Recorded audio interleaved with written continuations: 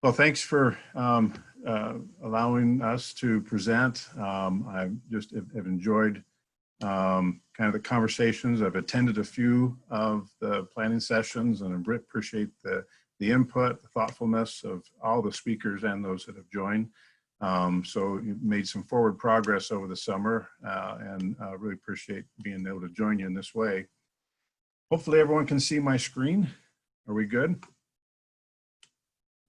Yep, you're good. Okay, good. I'll start. NeighborWorks Boise started 36 years ago. We began in the Vista neighborhood. In fact, one of our first programs was Paint the Town. And so that now is 36 years old. I do have a stat. We'll see if we get that far and we can talk about as it relates to kind of that community feel and housing stock in general, both new and existing. But from the Paint the Town adventure that we started on, you know, we've kind of added to our portfolio as it relates to housing options and the types of housing that we work through. NeighborWorks owns 284 multifamily units, so there's all affordable units from 30% of area median income all the way up to 80%. 30% area median income is somewhere in that, between 18 and 20,000 a year somebody might earn. And so affordability is certainly key to both our multifamily and some of our single family models. Tonight we'll talk about our pocket neighborhoods a little bit, but as it relates to some of the newer housing types we're bringing to the market. But NeighborWorks' mission is to lead in creating innovative housing solutions for underserved populations through strategic partnerships that contribute to building a stronger community. And there's certainly the foundation as to how we approach all of our many tasks as a nonprofit affordable housing developer. And it has been kept us focused on our mission as we move through the housing conversations. One of the question tonight is, and I thought it's just right off the gate here, let's think through this a little bit. Housing, are we building what people need now and in the future? And we're going to hear from Chris from IndieDwell, which I think is really pushing that envelope forward in lots of ways. And I'm excited to hear about all that they're doing, and it keeps evolving as every time I hear him speak. So I thought what I'd do is just kind of stop for a second and think about, where are we at now as it relates to the Treasure Valley, look at a couple of slides with real estate, give us perspective, and then, building the needs. There's been some great input from the city as it relates to, and multiple cities. In this case, I quote the city of Boise, and then look at some new housing stocks, some things that NeighborWorks is bringing to the table, and to the degree we have the ability to talk about existing housing stock and how that plays a role. We'll see how far we get with that. So first, I thought it would be helpful just to look at, so this is the Boise Regional Realtors list. Give a quick view of median sales prices right now for all the homes just in Ada County for the month of August. They reached 400,000, and this is up, so year over year. That's up 11.2%, which is, it seems like every year you're into the double digits on these increases. This is a record high for Ada County. Another record high, and not a record low in this case, not necessarily a good thing, is existing homes. So are we building them now or in the future? That's kind of that question. Well, now, almost a doghouse would feel like we're making some progress, any kind of housing. And an example of that would be right now there's 239, or at least in August, there's 239 existing homes available to purchase. That is a dramatic decrease, about 73% decrease. So to put that into perspective, that is at only 0.4 months of inventory for the existing homes in Ada County. A healthy average, and by no means am I an expert at this, so I've had to ask some real estate agents. They like to see that 2.5 to 4 months of inventory. Currently, we're at 0.4. We're not even half a month of inventory. So the needs now are extreme, and I think is driving some of the increased record high costs of that. Median sales price for Ada County, reached that 385, and the new homes were up 32%. They make up 32% of the existing homes that are being sold, and that's also a high as well. So when we look at Canyon County, so very similar, just from a county's perspective. Median sales prices are up 309, and that is up 21% year to date. So this time last year, there's been a 21% increase. Currently, there's 237 existing homes at the end of August, so that's down 69%. They also have a 0.4 months inventory for Canyon County. Sales price, median sales price existing is at 282, and the new home made up 34% of the sales in Canyon County. So I thought what it'd be helpful to do is just look at some cities and think through what does that mean. So currently in the city of Boise, now we're out of the county numbers, looking into the city of Boise as an example here, they reached 379 as a median sales price. That alone is up 13%. Caldwell, so this thought of drive until you can afford it, well, might have to keep driving in the sense that, Caldwell's median sales price is 289,000. That's up 20% this time last year. And Nampa is up 23% at 316,000 from this time last year. So it puts into perspective, and here's an area where I kind of come back to that question to say, so what's next? Where are we at with this? And A Home for Everyone is a report that was pulled together as soon as Mayor McLean actually took office, and thinking through what does this look like as we move forward in the housing needs, at least for Boise's perspective.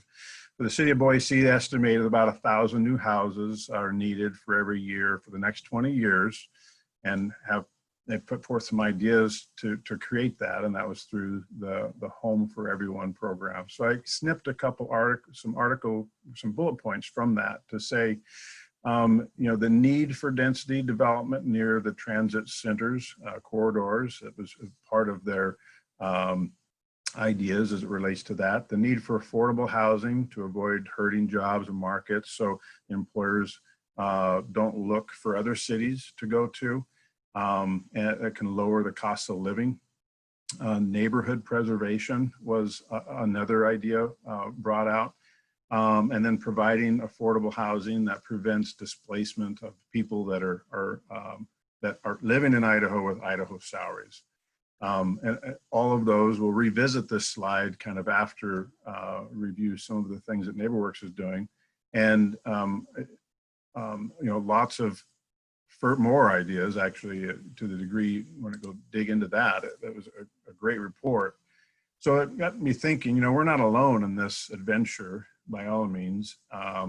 Jenny, this is the topic of Sanchez, is her thought and her article here was to improve housing affordability. We need better alignment of zoning, taxes, and subsidies. You're seeing cities start to do that. So that, this now concept of how do these zonings match up with some of the recommendations as it relates to even just the last report. And are looking for those incentives as it relates to that affordability and how they can drive that forward. Forbes, Roger Valdez says in his article, the title here is, we don't need more affordable housing, we need more housing so it becomes affordable, which, there's some truth to that. And he goes on to explain kind of that approach, and bringing housing to the market does in itself lower that price point. We've talked a little bit about, the 0.04 months of inventory. You get back into the 2 and 4 months of inventory, it's definitely more manageable. And I think he has a good point, creates more affordability just by providing more homes. Quint Brent Schroeder, in his article, says, want to make housing more affordable, start by designing neighborhoods, not just buildings. And I thought that was of value. And his article goes on to talk about, we've all been in cities where suddenly the roads are going the other direction, you know, kind of this forward planning of when growth happens, how are we going to make that happen? And as it relates to our neighborhoods, or what pocket neighborhoods mean to NeighborWorks Boise for the last 7 years, certainly a good transition as to the neighborhoods that we bring to the table, with a desire to put forth a product that is well thought of, integrates with the existing neighborhoods to the degree they're an infill. You know, and basically these neighborhoods are clusters of homes around a neighboring home. They gathered around a shared common space. And this is an example, or a few pictures of some of our spaces, and the value that courtyards bring as you try to work with and work to get to know families in that neighborhood setting, if you would. One of the things that I think are important as we look through our pocket neighborhoods is that that you have a clear sense of this is, you know, shared territory, and the areas that aren't shared is evident. And we think this product can be one of those, both urban, suburban, and or rural, as it relates to augmenting to the needs in the community. And we've done that in a couple communities already. I wanted to fly out a little bit just to kind of give you the perspective of, you know, this variety of housing types. And so the pocket neighborhoods for us, we have a lot of diversity in these pictures. The top picture shows a 3-story live-work unit. This is where families actually have a business, and in this environment, this was a good model to provide. They can have their offices downstairs and go upstairs in the 2nd and 3rd story to live. And so the relationship, we feel, between the car and the front door, there's a great opportunity and increased opportunity for the interaction between neighbors and this sense of stronger community. In the larger picture here, it's a little bit difficult to see, but we have homes that are 668 square feet in this subdivision. And we have homes that are in that 1998, almost 2,000 square foot within this subdivision. Price points, so this mixed income, this mixed use for NeighborWorks is price points at that time. I wish I could build a home for this now, but at that time we were in that 160,000 all the way up to about 360. So there's the variety of house sizes and cost built within this subdivision. 24 unit subdivision there, and really purposeful as it relates to remote garages. Some of the homes don't have a garage connected to them. But as an example of one of our first pocket neighborhoods in Garden City called 36 Oak. This one here is another pocket neighborhood. We feel that housing is the greatest investment families will make and potentially ever make in their lifetime.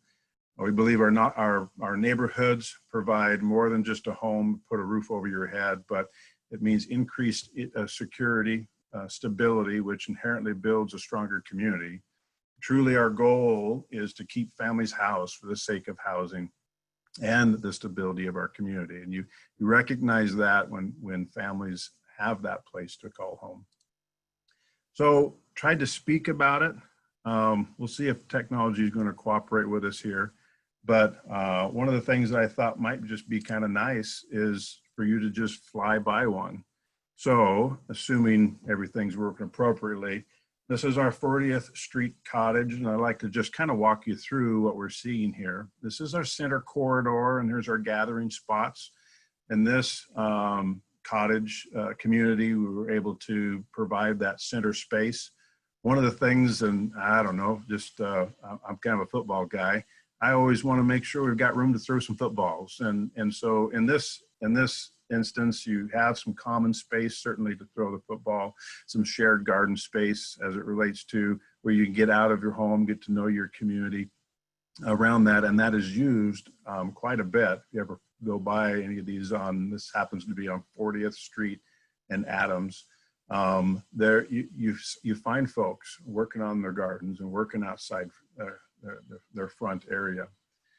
One of the things we feel are really important is the location of our neighborhoods. Really, obviously, to maintain that and obtain, that American dream in a more compact setting with existing neighborhoods, a variety of housing types, and a diversity of price points to choose from. Our pocket neighborhoods really grew out of a desire to live close to where you live, work, play, or worship, to keep things appropriate size and to scale so neighbors get to know neighbors, so that cars don't dominate or cut our neighborhoods in half as it relates to the location of that streetscape. With this in mind, the pocket neighborhoods were really born in Idaho. There were some opportunities to go visit some in the Seattle market range, and we just felt that there was an opportunity to bring that back to Idaho. And I think since then, we've been able to tailor fit those to the neighborhoods that we're in. And this is an example of a home subdivision we just finished. To your left is Hawthorne Street Cottages, and we'll talk a little bit more about that. To your right is in Garden City, a project that we're working on right now, 20-unit subdivision, and detached, attached units, remote garages. And we were within the neighborhood that's there. There's some really neat opportunities as you work through kind of your housing types and to make them built the way that you want them. And one of the ways NeighborWorks does that is certainly through our Energy Star certified approach. And so all of our homes are Energy Star certified, and I think Energy Star has been a trusted model for many years. And on average, they're 15 to 30% more efficient than a traditional code-built home. Some of the certifications that we look at are certainly Energy Star, Air Quality Plus. We'll talk about that in a little bit more. NeighborWorks is a green organization, and NeighborWorks Boise is a charter member of NeighborWorks America. NeighborWorks America set that designation. We're one of 140 nonprofits across the nation doing a variety of similar and yet somewhat different depending on the needs of that community. But it certainly gives us an opportunity to leverage some relationships there and truly want to build a home that's going to be here for a while. One of the ways is to be Energy Star certified. We feel that's really important. NeighborWorks is one of 2 nonprofit organizations in Idaho that is a certified Energy Star builder. Pacific West is the other. We also we'll talk about Indoor Air Quality Plus, and we're one of 3 that are Indoor Air Quality Plus certified. Indidwell is there. Chris, way to go. Flinner Homes as well. And so we really do believe that providing the healthy home is for our future. A better home, a home that's built better, is part of that Indoor Air Quality Plus standards. And what that means is we think that the air you breathe is just as important as the food that you put in your body. WaterSense is another label that we use all WaterSense fixtures as it relates to the usage of water. Put that into perspective, if you were to take one shower head and record the savings of that one shower head over the course of a year, the savings of water by changing that one shower head to a WaterSense shower head, the savings of water is about 70 loads of laundry by one shower head. So there's some value in savings, and you just start chipping away at the WaterSense and the Indoor Air Plus, this fresh air intake that's important. The Energy Star standards that between 12 and for our homes between $1,200 and $1,600 a year that's saved just in the types of buildings that we're putting forth. That all adds up over a while. Certainly translates into affordability. Here's an example of some of the interior of our homes. So you wonder how a 678 square foot home feels or what it looks like. Oh, here's your peak. Open design, got your bar, got your kitchens there, living room, and it actually is very user friendly and more livable than you'd think just out the gate. So I'll revisit this slide just to say, those are the bullet points I pulled out. We need to build 1,000 of these. NeighborWorks can't do that alone. So Chris, I hope you've got some projects here. And to the degree that these types, I think, are the both now and the future. One of the things I didn't share is that we're building solar ready homes. So these are homes that can be connected to PV panels at any point. The channels are all there, and those will be connected and provide, to the degree a homeowner would like, a net zero home that where the home would provide the energy needed for 100% of that home's use. So I think that is leaning to the future. Now, some of the things that obviously are important as we talk about housing in general is the affordability of that. And I think that happens in lots of different ways. In this case, this was our Hawthorne Street Cottage home or project that I shared about earlier. We just came out of that last year, sold out in 1 year, 2019. What I liked about that subdivision is they all have backyards, and some of these are side yard use easements. In this case, that it just fit the neighborhood. All of them have backyards, and it provided them their private space. But one of the words from Mayor McLean, we won very gracious, very thankful and humbled by this award. But NeighborWorks and Hawthorne Cottages won the Mayor's Choice Award for. I have 2019. Actually, it was 2020. It was about 2 months ago. And some of the words in her discussion there was as we were able to partner with these other partners here from the city of Boise, and also leveraged private partners to bring forth. Wells Fargo brought into some down payment assistance for these families. And then we kind of pioneered a new housing trust model, or this deed restriction, and the use of the funds that we did had never been done before in that manner. And so that it provided affordability for families that earned less than 80% of area median income. So that income range could be, depending on the housing size, your housing size, upwards to 56,000 or even into the 40,000, depending on if you're single, 2 families, or four in your family. That's a sliding scale. And it's an opportunity for the residents or that resident in particular to live in a home that otherwise wouldn't be able to afford it with payments that they can afford. So I thought it might be just fun. We'll see if this works again, but kind of think through, here's an example of this neighborhood as an example of how it fits within the surrounding neighborhoods. I think what was unique about this was we spent a lot of time with the neighbors, and a couple of the homes, I would say 3 of the homes in here, the neighbors actually helped design kind of that front entry.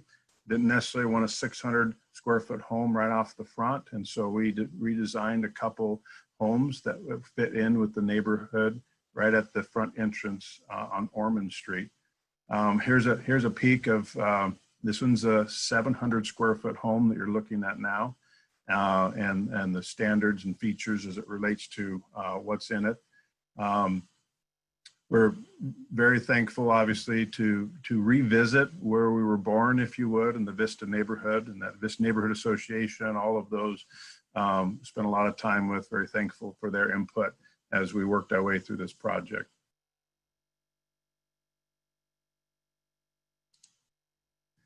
This one received the Hawthorne Street Cottage Mayor's Choice Award. I wanted to share that.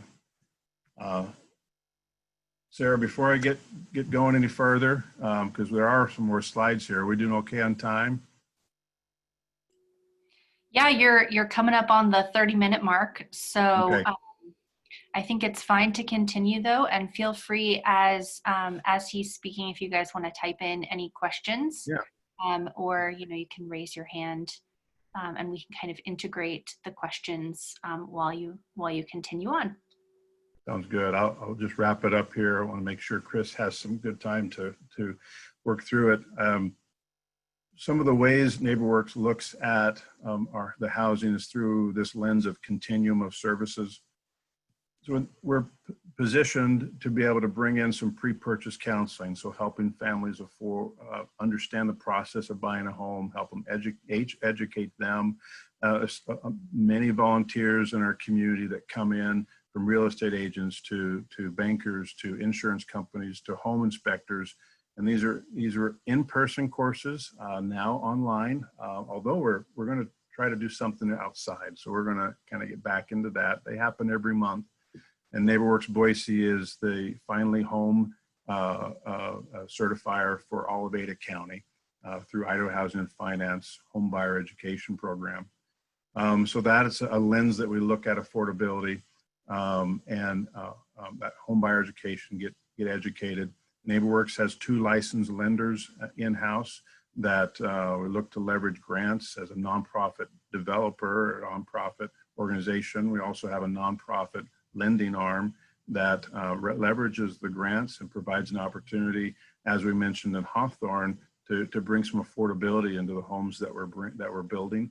And we don't just do it for our product; we do it across the state of Idaho. So 2 weeks ago, I think we did one in Jerome, Idaho, being able to provide some opportunities for affordability there.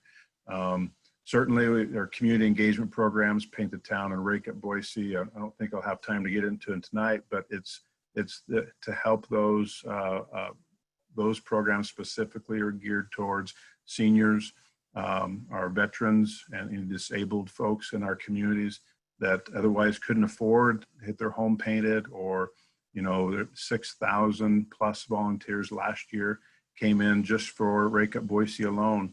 About almost 700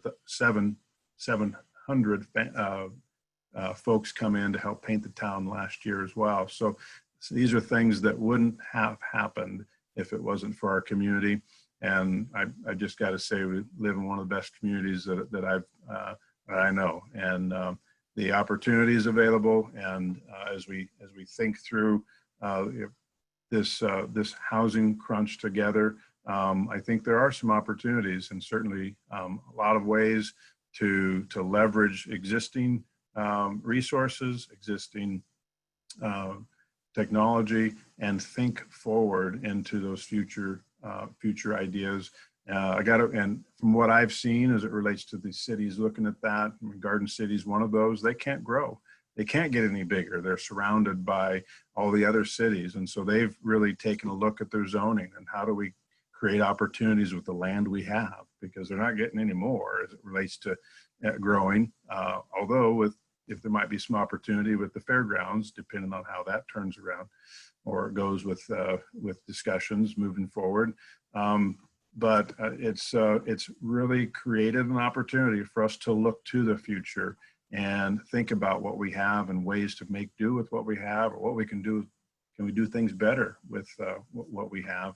And really excited to see what that looks like and what that brings. And so I hope that was helpful. I'm going to stop. There's about 10 more slides that we won't worry about right now. And so I definitely want to hear some of that forward thinking that IndieWell is doing. And I guess we could stand for questions now. Sarah, up to you, or wait till after he's done. I'm open for either of those. So. Yeah, I'm curious to see if some of the questions that are coming in might be addressed with what Chris talks about. So I think I'll just propose that we continue to queue up those questions in the chat, and we'll let Chris go ahead and present, and then we'll have ample time for discussion at the end. So thanks everyone who's put in questions in the chat. And Bud, if you want to get a sneak peek at those, it looks like some of them are Okay. directed at you. Okay. Well, I'm happy to turn it over. Thank you so much for that great overview. I really appreciate that and that dive in. And now we're going to shift over to Chris. And Chris is, as Bud mentioned, Chris is joining us from IndieDwell. So we'll hear his perspective on how IndieDwell is going about, looking at housing. So I'm happy to hand it over to you, Chris. Cool. Thanks, Sarah. Hi, everybody. Chris Blanchard. I'm at IndieDwell, as noted, and I'll talk about what we do. And it's really great to be here with Bud tonight. Those guys are just doing everything properly in the market. We're big fans of what they do, and I think you should be too. Obviously, it's just fantastic work that they're doing. So I wanted to say that. Also excited to be here with Idaho Smart Growth. When I moved here in the Valley, 20 years ago now, I started working at Boise State, and then I went to work for the city. And I think the first publication I got in graduate school was a study with Idaho Smart Growth, funded by them and ULI, that Elaine Clegg and I authored. So that was a long time ago. So it's great to be back here in the saddle with Idaho Smart Growth. So let me try to queue up my presentation. We made this work once. Let's see here. It's what happens when you let a 50-year-old man try to run technology.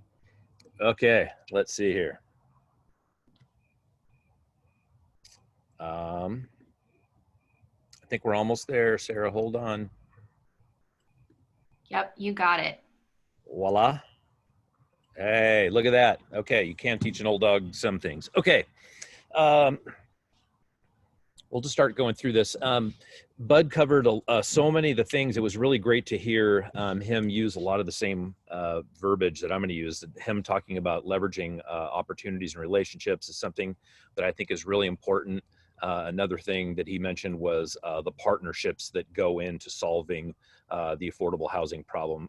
My next slide, I think, shows the size of this challenge / opportunity. And it's just, IndieDwell's not going to solve it all. Bud's not going to solve it all. We're going to give it our college best, but it's a huge problem.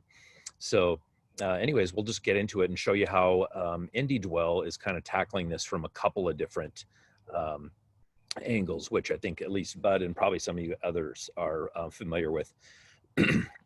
So what IndieDwell does is we build modular affordable housing. So that means, and then we do it off-site, meaning we do it in a factory. So what we do is we locate factories in areas that are in need of economic development. So we piloted this model in Caldwell, and we have a factory there. It's 25,000 square feet. We employ between 50, I think, up to about 70 people there when you include all the design staff and accounting and white collar folks like me. So then what that does is it generates jobs in the area. So we have that economic impact, and we pay everybody in the company, I'll talk about this a little bit more too, a living wage, and we provide full benefits, vacation, and all that. The idea is to give workers jobs that will allow them to get into housing. So that's more, I'll talk about more of that as we're going through. And then much like Bud talked about, everything that we do is built around these principles of building healthy, durable, sustainable, and energy efficient housing. And again, we'll talk about a lot of the same certifications that you saw with Bud and NeighborWorks. So we're all on the same page as far as that goes. So yeah, affordable housing, the macro picture is that we're 7.5 million units short in America. It's a $1.8 trillion challenge. So what we can do, I love Bud's focus on the neighborhood, because that's really, we shouldn't be intimidated by these numbers. We really just need to dig in and look for opportunities where we can. You don't have to go develop a 50-acre subdivision or something like that to have an impact. The families who are living in Hawthorne and the other excellent NeighborWorks developments can testify to that firsthand. So one of the ways that we help get costs down on housing is most of the cost of a house is all in variables that you can control. So the stuff you can't control is the land and the regulatory side, but that's only a very small piece of the puzzle. So one of the things that we do is, of course, by building in the factory, we can attack costs on these other sides. So getting volume discounts. Again, we're building outside of a metro area. We're building in Caldwell. Our new plant in Pueblo, Colorado, just opened July 6th. That's about 2 hours south of Denver. So again, we can pay people living wage there, but it's much, much cheaper than if we put a factory in Denver or tried to site built in Denver. It just, you just can't make numbers work. So these are the things, some of the things that go into how we help make housing more affordable. Bud alluded to another huge concept, which is just right sizing the homes. And so they do go up to, as Bud was noting on his product, they've gone up to houses that are 16 to 1900 square feet. We don't do anything that large yet, but as there's going to be, I think there was a lot of downward pressure on the size of homes just because we've got to get some costs down and density up. However, now we're in this pandemic world where people need to work at home. They've got to have an office at home. They've got to have a business at home. They've got to have space for childcare at home or schooling at home. People are exercising at home. And so I think we're starting to see square footages in homes creep back up a little bit. But I think especially what NeighborWorks is doing is a great, solution where you've got this fairly compact unit that can be put in a neighborhood that integrates well and can offer all those things. So for us on the right sizing model, we do a 1-bedroom, 1-bathroom home for $55,000. We do a 2-bedroom, 1-bathroom home at $85,000, and we do all the way up to a 4-bedroom, 2-bathroom home that's 960 square feet, and we can do that for $122,000. So even when we've done, and I'll talk about some of our projects coming up here, when we've done spec houses on the market, because they're only 960 square feet, they're not going to comp like other homes. So we built one near Fairview and Cole not too long ago, and it sold for $260,000. So I mean, at this point, you're talking that's a home that's $140,000 below the median. So even when we're not using a subsidy or other kinds of partnerships or tax benefits to bring down the cost of a project, just merely by right sizing it, you end up with a substantial contribution to affordable housing. And one of the things we like to say is that all of our homes are built by our owners. So the employees of the company own 20% of the company. So there's something in it for everybody.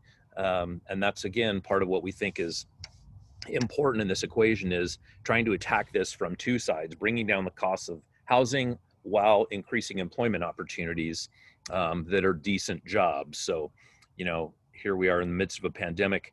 None of our people lost their jobs. We didn't lay anybody off. We didn't cancel anybody's health benefits. Everybody's still earning those benefits. We had people get sick and go out, and we still have this very large commitment to healthcare and all that to our employees. So obviously, diversity, inclusion, equity, and all that is very important to us. And we also work to upskill employees. So we've had employees who come in, and I always like to say, who couldn't identify a hammer on the tool chart, but we've been able to upskill them to get them into some cases line lead positions now where they're earning more money and they're training other people. So it's a really fantastic model for us. And then on the partnership side, those are some of the companies, some of the organizations that we worked with as development partners or funders. We've gotten some recognition from like the great folks at Harvard and Ivory Innovations. So it takes a lot of people and a lot of work, a lot of commitment to orchestrate providing affordable housing solutions. So now we'll get into numbers, and I'll try not to, I don't want to get too distracted with this whole thing, but I pulled this off the National Low Income Housing Council's website. If you haven't been there and you're interested in this, they're a great resource. So the things I want to point out are the red arrows there. So everybody probably has this concept of, well, who is this that can't afford, homes or can't afford to live? So as the pie chart shows over there, 40% of extremely low income households are working poor. So these are not, that's, far more than being single caregivers, seniors, or disabled, or that kind of thing. It's just people who just don't have quality employment opportunities. So that's, again, what makes our model powerful in the communities where we're opening up, is that we're at least paying a living wage so that you can get to afford housing in your area. So again, kind of more on the drilling down now from the national statistics, we've got about 24,000, we're short about 24,000 rental homes that are available to people with extremely low incomes in the state of Idaho. That $34,000 figure, what that shows is that's what you would need to earn, or you would need to earn $17 an hour to be able to afford a 2-bedroom apartment in most markets in Idaho. However, as I noted there, in Boise, a 2-bedroom apartment now is averaging around $1,300 a month. So if you were only earning $17 an hour, that would mean 45% of your income would be spent on housing. So that's a huge chunk. When we say cost burdened is if you're spending 30% or more of your rent, but you're severely cost burdened if you're spending more than 50%. So basically in Boise right now, you're at paying 45% of your income on a 2-bedroom apartment if you're only earning $17 an hour. Okay, is it this button? Is it this button? Hold on one second, guys. Hey, there we go. This is also from the National Low Income Housing Council. And again, I don't want to call out everything here, but you can see in Idaho, the average renter wage is only $13 an hour, and you'd need to earn $16.59 an hour to cover a 2-bedroom housing wage. So you can see down there again where I've got the other red arrow, workers, a rent that a worker can afford at this pay range would be $689 a month. So again, when you've got a 2-bedroom apartments in Boise going at $1,300, that's just not it's not doable. And then again, now we're talking about average workers. Now, when you want to talk about, the truly disenfranchised is people working in minimum wage jobs. So at $7.25 an hour, you'd have to work 72 hours a week to afford a 1-bedroom apartment at fair market rate. So these are just things these are completely untenable. We cannot continue on and expect that we're going to crack the housing crisis. So we've either got to we have to increase wages, and we need to reduce the cost of housing, and we need to do it in a substantial way. So I'll talk about some of our projects that we're working on. Again, to answer the question, are we building, what the market needs right now? And so, I think, it's a mixture. It's yes and no. I'm a trained social scientist, so it's never a cut and dried, right? So, we're seeing people do it. But so we've got currently being installed in McCall right now. I just got back from there this weekend. We've got 3 2-bedroom, 1-bathroom, 4-plex units. If you go to the hardware store there, when you're going into town, turn right and just go down the hill. They're right there if anybody wants to go by and take a look at them. But, McCall is a place, of course, that's notorious for, 1, there's nowhere to live, and 2, it's too expensive. And so it's a service economy largely, right? And so we have to find ways to for people who are baristas and ski waxers and bike repair people, and then frankly, even if you're a manager at Albertsons or a clerk at Albertsons, or you work at the St. Luke's Clinic up there or something. There just isn't any like workforce type housing for these people who are just average working professionals. So that's one project we've got going on right now to try to address a unique need. We're also doing the same thing right now up in Haley. This one just cleared P&Z up there. So we've got 3 4-plexes going in on River Street up in Haley, where you've got, these are going to be a mix of, there's 2 4-bedroom 4-plexes and 1 a 2-bedroom fourplex.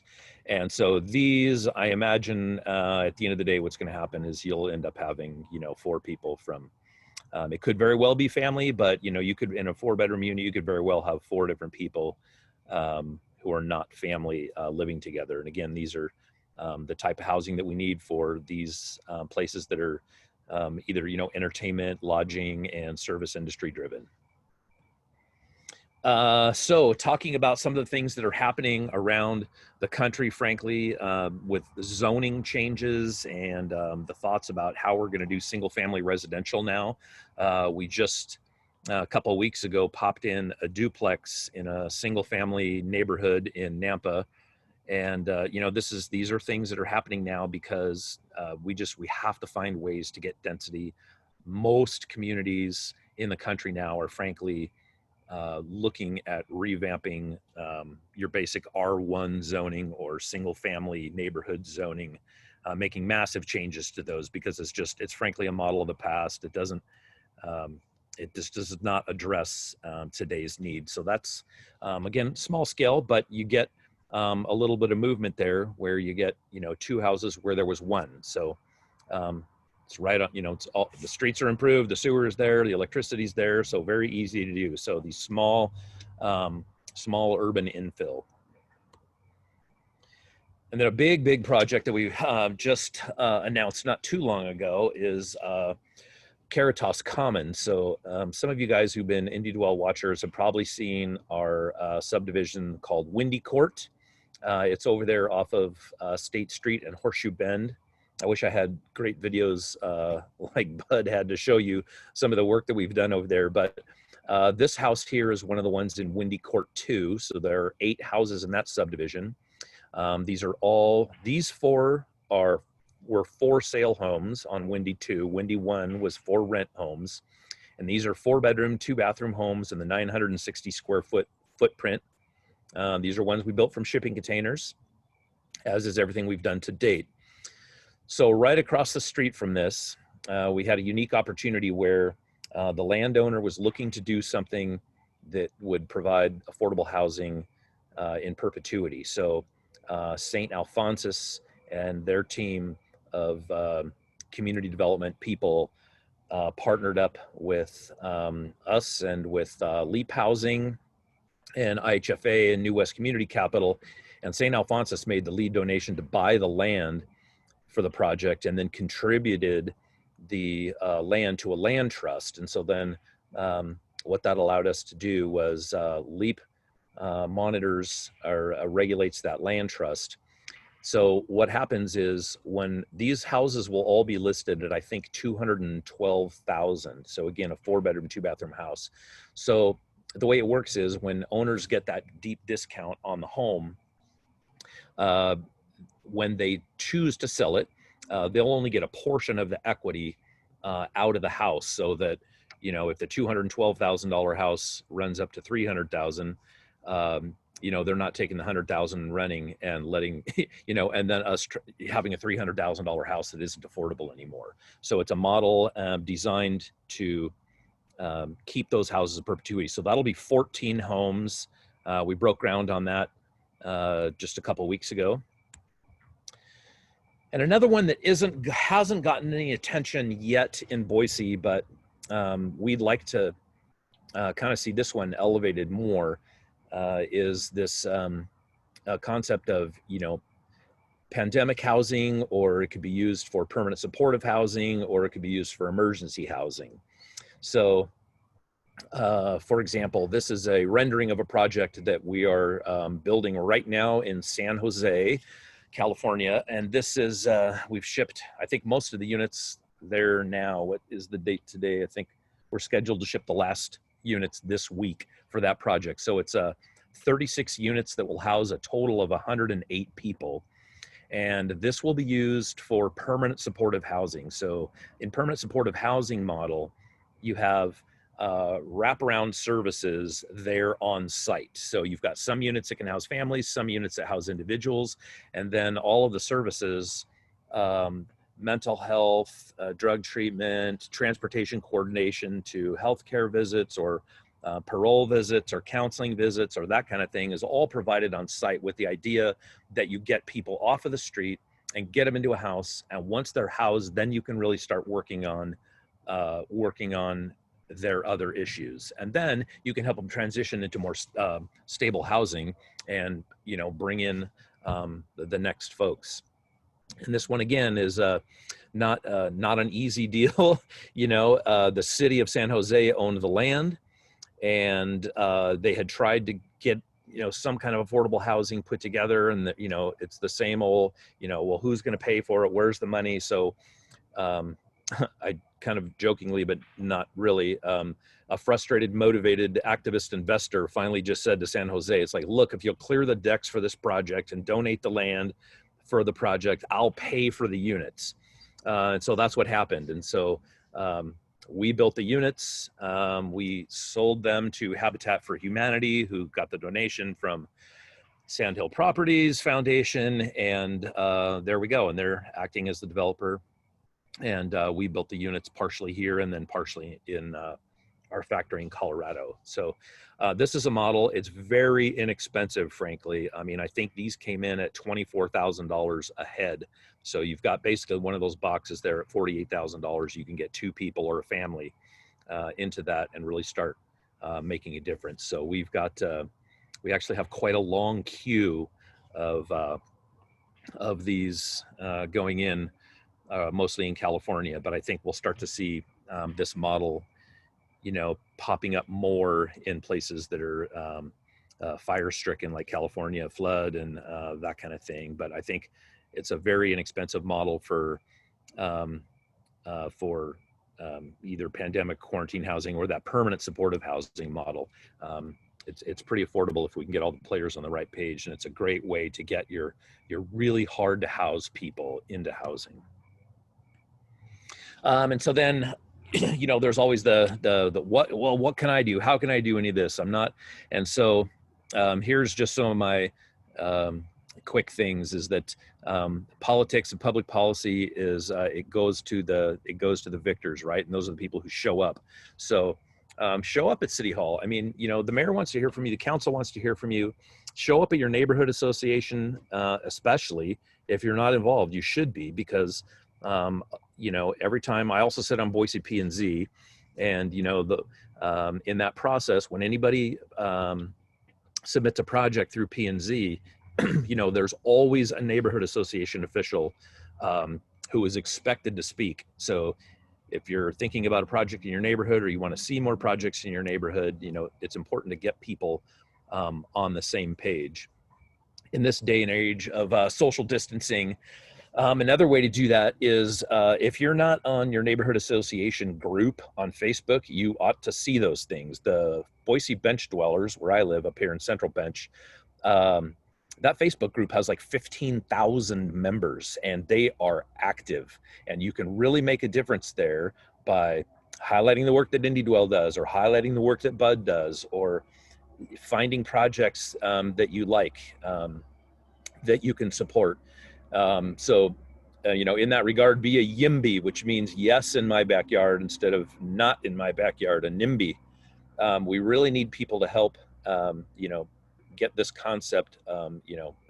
We eat, sleep, and drink housing, so I guess it's pretty easy for us because this is all Bud and I do all day long. Another one is be a YIGBY. This is yes in God's backyard. Are you a member of a church? Does your church have surplus land? We'll see what your pastor can do about getting some housing on that land. That's another nationwide movement that's happening right now, where churches are donating land to get affordable housing on. And so you talk to your pastor or your priest or the reverend or whoever it is that's running your congregation or parish, and see if they might be able to help.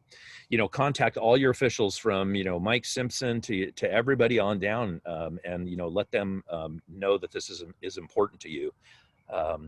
And then, as Bud was noting, leverage these existing relationships that you have. So I'm speaking at the Downtown Rotary in Boise coming up here in December, I think it is. And so you belong to trade associations and churches and whatnot, where you can talk about housing, or you can have one of us come and talk about housing, or but it's going to be it's just hugely important. I'll go on to some of the other thing. What about elected officials? So actively, I should say that city, county, school districts, all you guys ought to be thinking about activating unused real estate, no matter how small the parcel is. Bud or I can come up with a solution, or have your other own favorite developer do it. But there's all kinds of surplus parcels. You can do land trades and swaps and all these things. And there's just a ton of real estate out there that can be activated for housing. And we are doing that. So, but again, it doesn't have to be Franklin and Orchard. It can just be a place where we can put one house or one duplex. And then really, and again, I think this is starting to come to fruition much more, but the priority right now should be housing, not zoning and what all of our old preconditioned notions are about what zoning should be and what it shouldn't be, or how many parking places there should be for an accessory dwelling unit, or that we're going to make people install sidewalks when they're just trying to install an ADU. I've seen 2 projects crushed already in the city in the short time that I've been on P&Z, where by the time we asked them to install sidewalks, there was no way they could afford the project to put the ADU in. So we lost 2 units of housing right now. And I think that's why I say, in my mind, we need to be elevating housing as a priority, and that is starting to come to fruition more and more and more. The state of Idaho Commerce Department called me the other day because they're getting calls from all their people that they can't expand, retain, or recruit businesses anymore because there's nowhere to live. And Bud covered that really, really well. There isn't anywhere to live. And so communities, I mean, everywhere from, Blackfoot to Idaho Falls to Coeur d'Alene, they're going, how are we going to make this work? And they're looking for solutions. And so Commerce is really starting to work on workforce housing as an issue.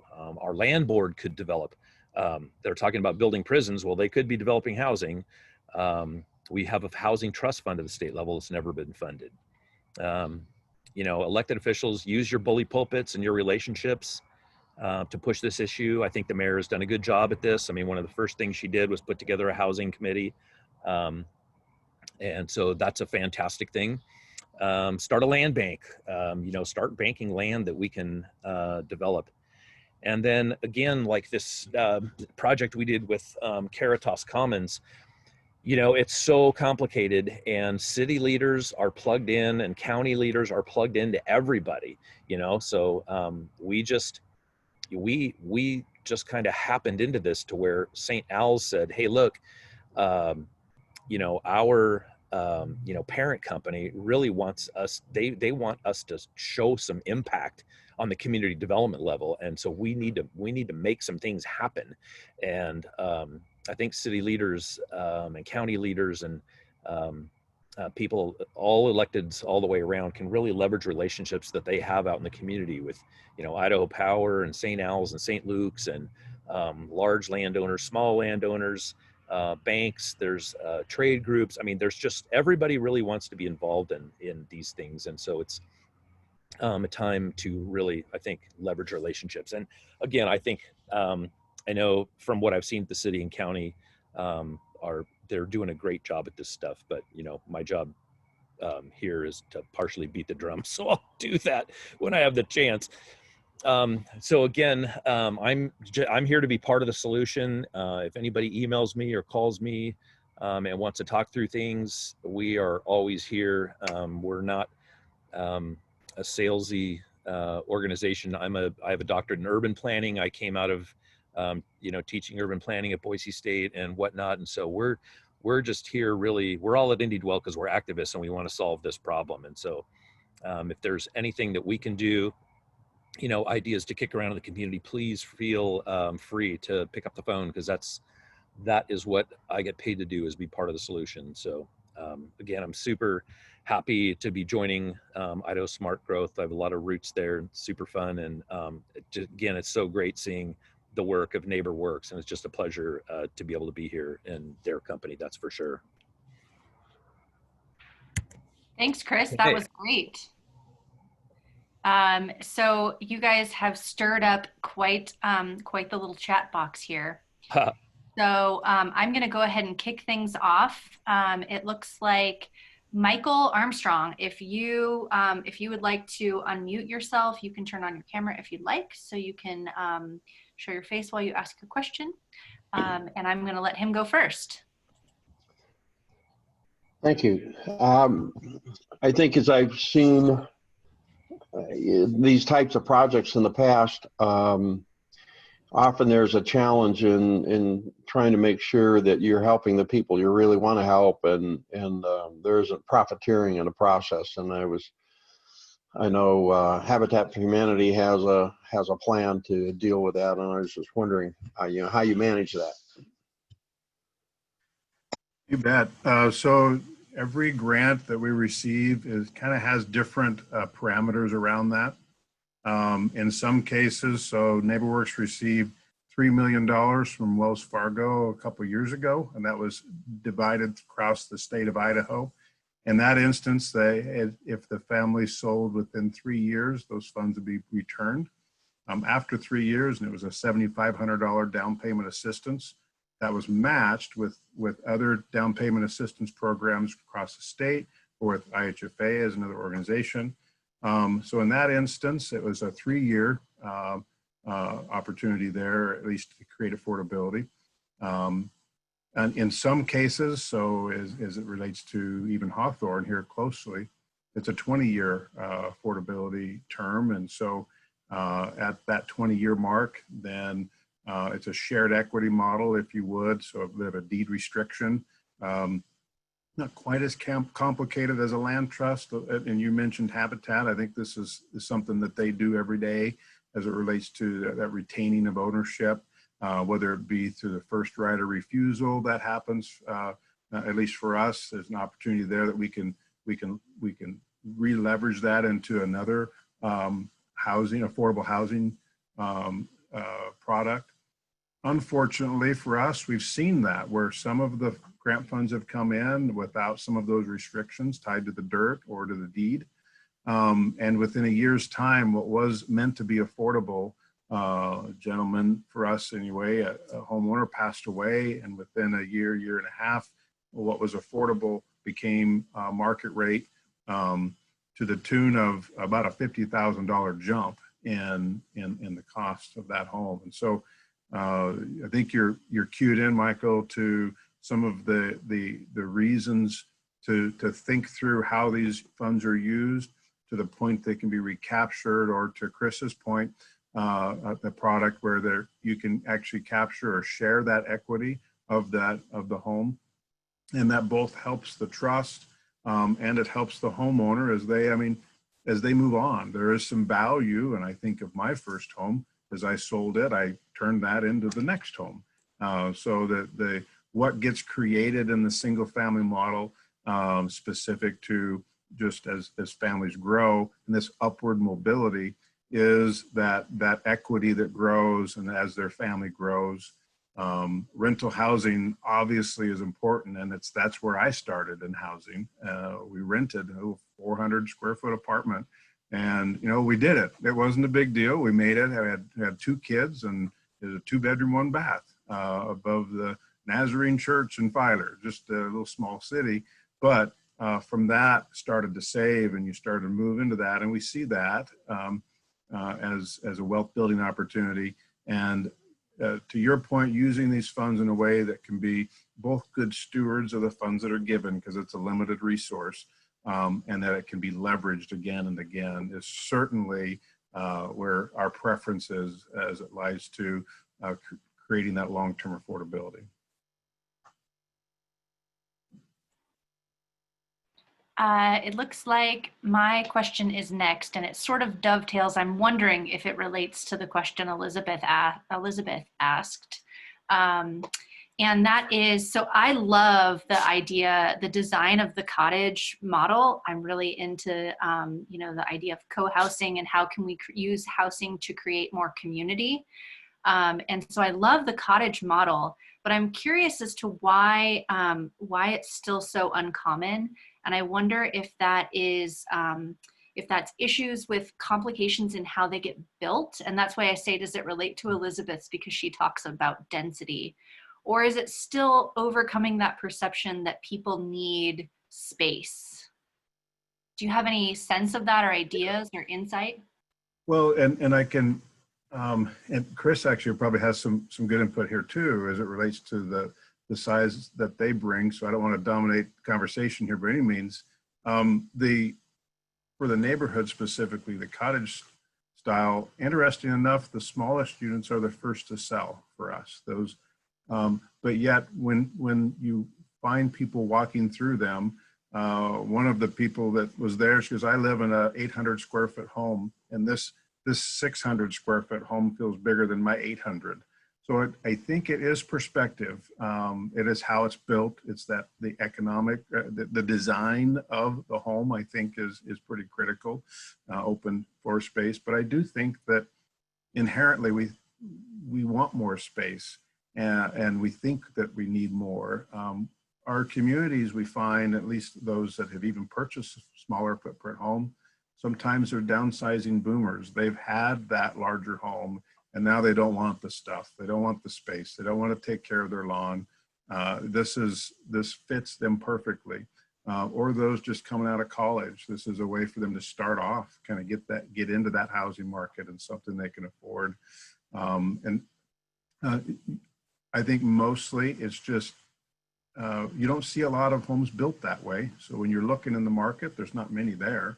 And so I have a feeling most of that is just its unfamiliarity with the product or how it would work. And those that we've seen walk through our smaller footprint homes, it's perfect, because this is exactly what I need. And I guess the market has shown us that the smaller footprints are usually the first to sell. Chris, any thoughts regarding that? I just think, there's for every one of Bud, there's 50 for-profit developers out there looking, at the same piece of property that he's looking at. And, if I'm looking at that 640 square foot footprint as a private developer, I'm going, I could make that 1,800. I got the air rights, I can go up. And so it's like, why just put a 640 square foot house there when I can put a 3-story, townhouse there and sell it for $450,000? Why wouldn't I do that? So there's still us competing against, private sector interests, frankly, who were more interested and, pressed financially to do what they do. And nothing they do is bad. It's like, you have to make money in any of these businesses.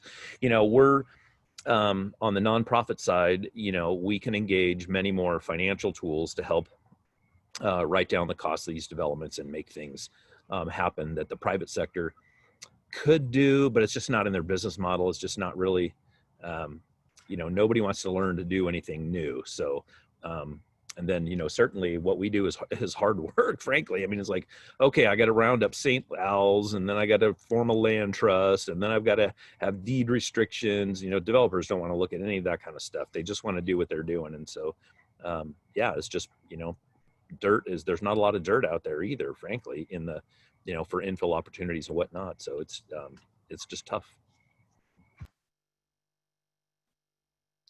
Elizabeth, do you want to jump in and ask your question next? Sure. So I guess to kind of build to my question, when I was working up in North Idaho for a city as a planner, and we were trying to create that like a cottage housing development. And we struggled with, when I was doing my research, is getting, like, everyone was concerned about density. And I talked to some people, and the developers couldn't get it to work up there because it just came down to density issues. And I don't know if it was how the city had their code set up or what it was. So I was just wondering if there's an average density for that type of development. I can speak to NeighborWorks developments, and we've got the planning and zoning guru right here. I think we'll have some good input as it relates to how cities examine that. For NeighborWorks, I can say on average, we're between 16 to 14 units per acre. We've gone denser to that, upwards to 20, but on average, we're in that probably 14 per acre spot. And that's allowing, I mean, you look at that, and that you still need your parking. You still need the setbacks and what's considered the front of your home or the back of your home or the side of the home.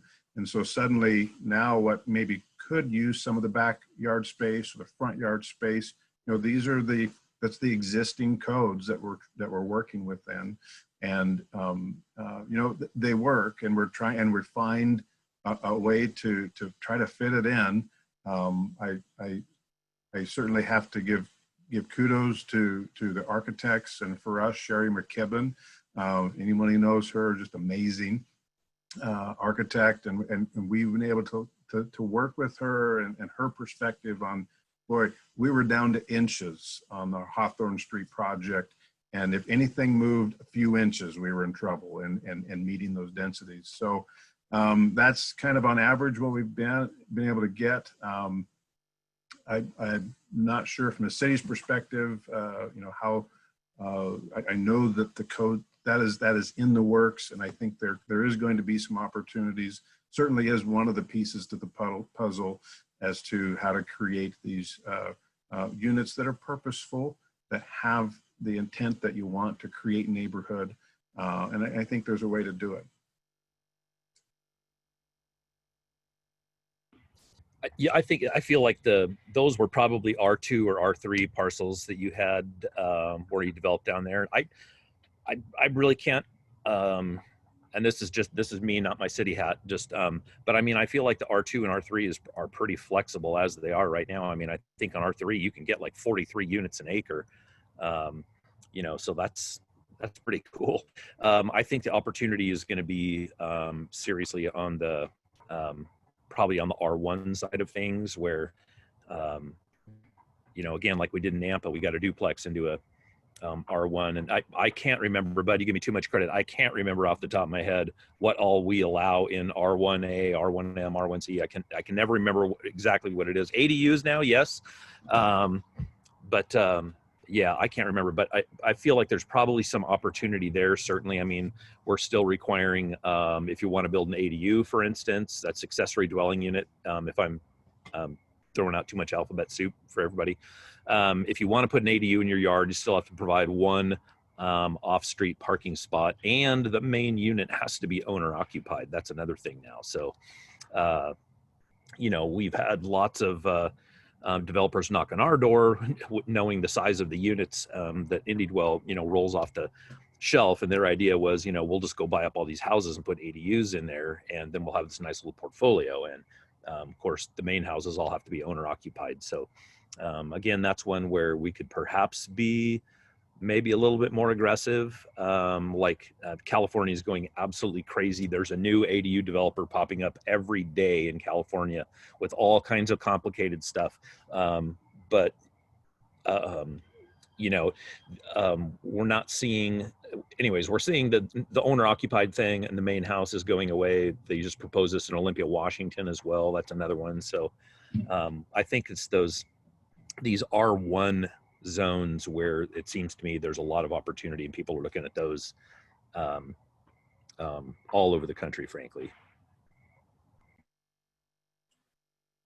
Alexandra, it looks like you've got a couple questions. Do you want to go ahead and go next? Hey, okay. I don't remember all of my questions, so you. Well, the beautiful thing about the chat, they're all there for you if you'd like to have a refresher. I know. Because I had to change to my phone, I can only see one, but I think I can remember a few. First was, would NeighborWorks, do you ever build condos, or would you consider building condo buildings? I'm sorry if I missed that, because it seems like you focus on the single family. And second was, if you know whether or not schools can do long-term land leases. And I think finally, the last one was, no, that was the last one. Was there another one, Sarah, that I had? Yeah, you had one for IndieDwell. Does IndieDwell have research on internal employee turnover rates versus similar manufacturing jobs? Oh, yes, that was it. Thank you. So let's start with Bud on the condo one. All right. Yeah. to your latter point there, we focus mostly on single family at the moment. For us, it's just kind of that funding mechanism as it relates to the condo style versus the single family style. Honestly, some of what we're building would be an easy switch. We have lot lines sometimes that are 0 lot lines, so they're up against the other building, and or 3 foot between lot lines. So that there's some opportunities certainly there if the funding source for us for NeighborWorks were there to kind of help support that long-term venture as we move forward. But trying to think what else there was. Maybe that was it for me. I will have to get back to you on the employee turnover. That's an interesting one, though. We are in process of developing an annual sustainability report, which we will release toward the end of the year. And those are some of the things that we'll be looking at. We'll be looking at our peers exactly to see how do we fare, especially on workforce issues, diversity, equity, inclusion. Those are all things that we're monitoring. We have a great big spreadsheet with all these data points that we look at. So that will actually be something that comes out. It's kind of in my camp. We do have a chief impact officer. Scott Flynn is one of the founders. So that is what he does now, is that kind of stuff. And so I handle sales and marketing and comms, but that sustainability piece has kind of fallen into my basket. So I'll probably help put that report together, and yeah, we should have something out on that at the end of the year, which will be great. And on that, as far as schools, I mean, I can't exactly remember what happened with Franklin and Orchard and Cole and Fairview. Is that the other one? I probably remember. Yeah, NeighborWorks purchased Cole and Fairview, so that ended up going for us. That's our next project in the corner of Cole and Fairview, which actually last night City Council passed. So we're excited about that opportunity. That was an old school site, but we want to honor the what was previously there as it relates to our architecture and kind of some interior opportunities for gazebos to have some of that culture that was what used to be called the Bluffs way back in the day when there was probably not much housing up there. You looked up the hill. To your point on the Fairview side and Orchard, that the City of Boise has moved forward with that, and they have a contractor that has been identified, and that is, I think, their first opportunity to do some land trust on that corner. And I think they've got a great plan and a project ahead of them for rental housing, and absolutely it's going to be a model that I see that, in my opinion, will be repeated again in this city and maybe others close by. But and on the land lease side of things, Alexandra, there shouldn't, I mean, local governments have wide latitude to do what they want with their property. So yeah, that's why I specifically called out school districts, local governments of all kinds have tons of excess property. They can swap that property. We've seen that before. We worked on a project west of Spokane where the school district swapped something with the mayor of the city so they could put in some housing. And so yeah, there's that's a real active tool for local governments to use, certainly. And then again, like I mentioned, churches own a ton of property. The Catholic Church, the Mormon Church, they own lots and lots of land where they could do this. Some of them, even the churches, they're way over parked, and those are opportunities for small infill projects. We're seeing that in a couple different church who we've worked with in San Diego, and another one in like Kelso, Washington, where they're surplusing extra parking and just land that, well, maybe we'll build a community center over there at some point, but they're moving forward with housing instead. So there's all kinds of opportunities at the institutional and government level on activating property. So I had one other question, and guys, feel free if you have any other questions. We're coming to the end here, so feel free to type those in, or I'll call on you in a minute. But I have a question that I've been very curious about personally, and maybe you guys can give me the tips that I need. So I have a house with a giant backyard that I hate, and I want housing back there, but I don't have money to build anything. Do you have any tips for someone like myself, where you were talking about land is a scarce resource? I have it. What do I do with it? How can I make that happen? Any tips? Yeah, Sarah, there are all kinds of crazy, there's everything from mild to wild in your case. What could happen? What's happening in California a lot is companies are coming in and they're doing land leases from owners like you. So they'll come in and they'll say, this is just a total example. Hey, Sarah, how about I give you $400 a month and lease your ground from you for 30 years, and I'll put up an ADU for you and manage the tenant. You don't have to worry about maintaining it or finding a tenant or collecting rent or any of that stuff. You'll just get a $400 check for us for just leasing us your land. So that's the wild model, and that's happening in a lot.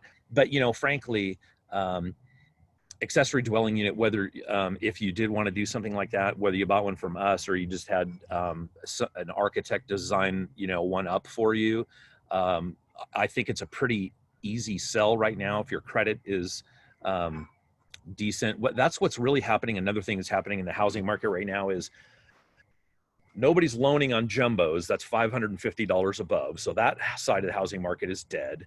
And then usually what happens with younger people is they don't have established credit. So their credit scores are not high enough to borrow money now. But if you're in that, you know, world where you have a credit score that's good, money is free right now, right? And it could be potentially a good thing for you to take a look at. And there's lots of bankers in town. Bud probably knows other guys or other methods of financing those things, but I wouldn't think it would be very difficult right now to put a $50,000 ADU in your backyard, you know, $70,000 by the time you're all done with permits and all that other stuff. I mean, that's a $250 a month borrow right now, you know. So that's not a very big leap for a financial institution, is my right. So yeah, something worth thinking about. We hear this stuff all day long, believe me, from the same Yeah, I story. love your wild scenario. That sounds great. I'd love somebody to just come and say, here, I'll put something there. Yeah, that was Please. yeah, I've got a developer friend here in town who's that was when he came to me with that, you know, let's go land lease everything. We'll just start leasing people's backyards. And I'm like, okay, Simon, let's do it, you know. So yeah, anyways, I think it's very, very, very, very doable. That's for sure.